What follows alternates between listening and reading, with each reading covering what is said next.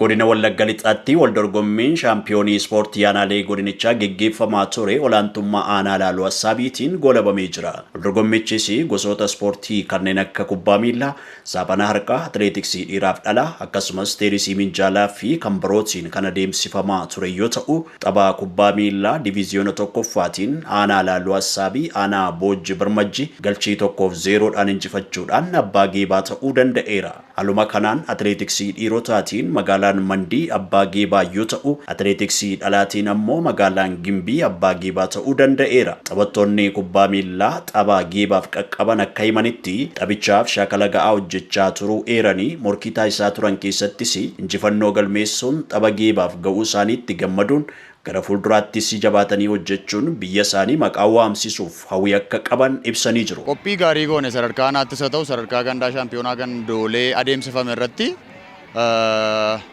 sadarkaa godinaattis dhufnee morkataa gaarii ta'uu dandeenyee jirra.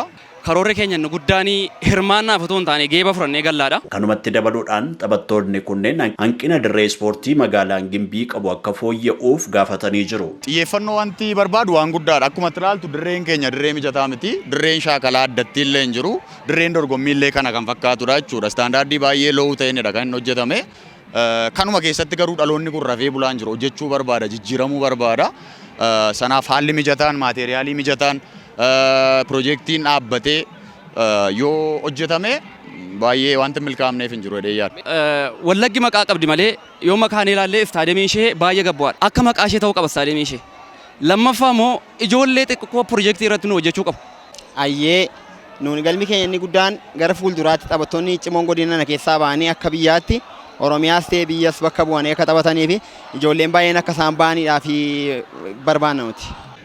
Akka biyyaatti yoo ilaalle akka aanaa keenyatti injifannoo guyyaa irraa qofa galmeessuu osoo hin taane gara fuulduraatti dhaloonni dudduuba jiranii kan nutti aananii jiran isaanis nurraa waa tokko baratanii isaaniif muuxannoo gahaa ta'e isaaniif laachaa isaaniin jajjabeessaa of duukaa buufne kana qofallee osoo hin taane aanaan keenya akka biyyaatti liigiiwwan gurguddoo ta'an keessa seenanii maqaa godina keenyaas akkasumallee maqaa aanaa keenyaa akka isaan nuufsiisanii abdiin qabaa jechuudha. Itti gaafatamaan waajjira dargaggoof ispoortii godina Wallagga Lixaa Obbo Rattaa Biraanuu akka jedhanitti kaayyoon dorgommichaa ispoorteessitoota ciccimoo godinicha bakka bu'uu danda'an horachuuf akka ta'e himuudhaan shaampiyoonaa ispoortii geggeeffame kanaanis ispoorteessitoota godinicha bakka bu'uu danda'an hedduu filachuu danda'anii akka jiran himanii jiru.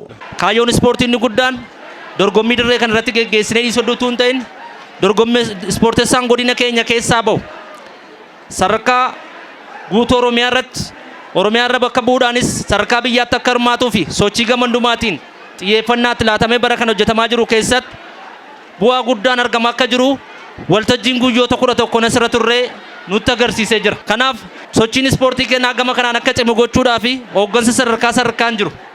Koree qindeessituu godinaarraa dabaltee walitti qabama damaree ispoortii godinaa dabaltee koree qindeessituu aanolee qaamoleen hirmaannaa gootan hundumaa bu'aawwan argame kana keessatti tumsa gootaniif deeggarsa gootaniif ammas irra deebi'ee galateeffachuun barbaada.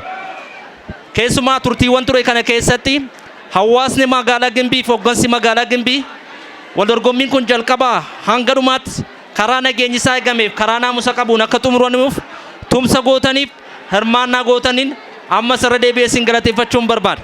Bulchaan godina Wallagga Lixaa Obbo Taliilaa Tarattaa akka jedhanitti ispoortiin tokkummaa fi hariiroo gaarii uumuu keessatti qooda guddaa waan qabuuf jaalalaaf tokkummaa keessan cimsuudhaan dirree keessattis naamusi gaariin akka jiraatuu fi kanneen qooda isaanii ba'achaa turan qaamolee nageenyaaf hawaasa magaalaa Gimbii galateeffatanii jiru. Karaa hundumaan maqaa bulchiinsa godina Wallagga Lixaan galataa fi ulfina guddaa isiniif qabna.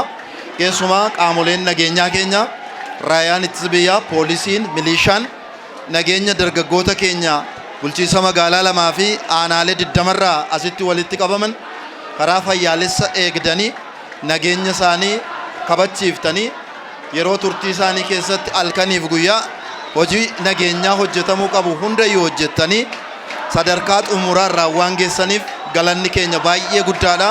Guddaa ulfaadhaa isiniin jechuun barbaada.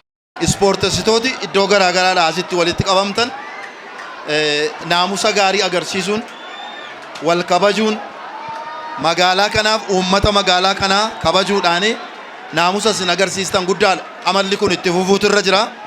Dargaggeessa naamusa qabu, biyya isaa kabaju, magaalaa isaa kabaju, geggeessaa isaa kabaju iddoo kanatti argannee waan jirruufi amalli kuni isin biratti baratama jabaatee kan itti fufuu ta'uutu irra jira. Kominikeeshinii godina Wallagga Lixaa wabeeffanne.